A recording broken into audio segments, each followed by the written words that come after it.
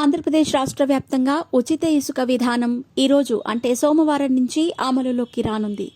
ఇందుకు సంబంధించిన వివరాలను గనుల శాఖ వెబ్సైట్లో అందుబాటులోకి తీసుకొచ్చారు. ఇసుక అక్రమ తవ్వకాలకు స్వస్తి పలకాలనే ఉద్దేశంతో ఉచిత ఇసుక పాలసీని తీసుకొచ్చినట్టు గతంలో ముఖ్యమంత్రి చంద్రబాబు తెలిపిన సంగతి విదితమే. నేడు ఉచిత ఇసుక ప్రారంభ నేపథ్యంలో సీనరేజ్, ఇసుక తవ్వకాలు, రవాణా ఖర్చులు వంటి నామమాత్ర రుసుములను ఆన్లైన్ విధానంలో స్వీకరించనున్నట్టు అధికారులు తెలిపారు. గత ప్రభుత్వం ఇసుకను విక్రయించి నగదు రూపంలో చెల్లింపులు తీసుకోవటం వల్ల పెద్ద ఎత్తున అక్రమాలకు పాల్పడిందని, అందుకే తమ ప్రభుత్వం అక్రమాలకు తావివ్వకుండా కేవలం ఆన్లైన్లోనే రుసుములు స్వీకరిస్తున్నట్టు చంద్రబాబు సర్కార్ వెల్లడించింది. కాగా ఎన్నికల మేనిఫెస్టోలో ఇచ్చిన హామీ మేరకు కూటమి ప్రభుత్వం ఉచిత ఇసుక విధానం అమలు చేయాలని నిర్ణయించింది. ఎలాంటి నగదు లావాదేవీలు లేకుండా పూర్తిగా డిజిటల్ చెల్లింపులు మాత్రమే స్వీకరించేలా కార్యాచరణ రూపొందించారు.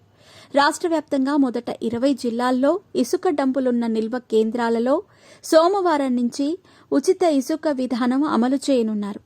అయితే పార్వతీపురం, మన్యం, కాకినాడ, డాక్టర్ బిఆర్ అంబేద్కర్ కోనసీమ, పశ్చిమ గోదావరి, కృష్ణా, అనంతపురం జిల్లాల్లో మాత్రం కొన్ని రోజుల తర్వాత ఈ విధానం అమల్లోకి తీసుకురానున్నారు.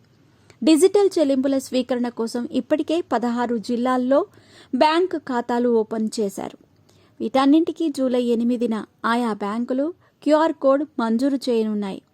రాష్ట్రంలో ఎక్కడెక్కడ ఇసుక నిల్వ కేంద్రాలున్నాయనే సమాచారం ఎప్పటికప్పుడు వెబ్సైట్లో అందుబాటులో ఉంచనున్నారు. అలాగే వాటిలో ఎంత మేర ఇసుక అందుబాటులో ఉందనే సమాచారం కూడా అధికారులు అప్డేట్ చేస్తూ ఉంటారు. ఇందుకు సంబంధించి పూర్తి వివరాలను రాష్ట్ర గనుల శాఖ ఆదివారం నుంచే అధికారిక వెబ్సైట్లో అందుబాటులో ఉంచింది. అలాగే విక్రయాలు మొదలైనప్పటి నుంచి ఏ రోజుకారోజు జరిగిన ఇసుక విక్రయాల వివరాలతో పాటు మిగిలిన ఇసుక నిల్వల సమాచారాన్ని కూడా ఎప్పటికప్పుడు వెబ్సైట్లో అప్డేట్ చేసేలా ఏర్పాట్లు చేశారు. అయితే కొన్ని సాంకేతిక కారణాల వల్ల సోమవారం నుంచి 2 వారాల వరకు చేతిరాతతో బిల్లులు జారీ చేస్తారు. ఆ తర్వాత నుంచి వాటిని కూడా ఆన్లైన్లోనే జారీ చేసేలా సాఫ్ట్వేర్ సిద్ధం చేస్తామని అధికారులు అంటున్నారు. ఈ రోజు నుంచి ఏపీలో ఉచిత ఇసుక విధానం అమల్లోకి వచ్చింది.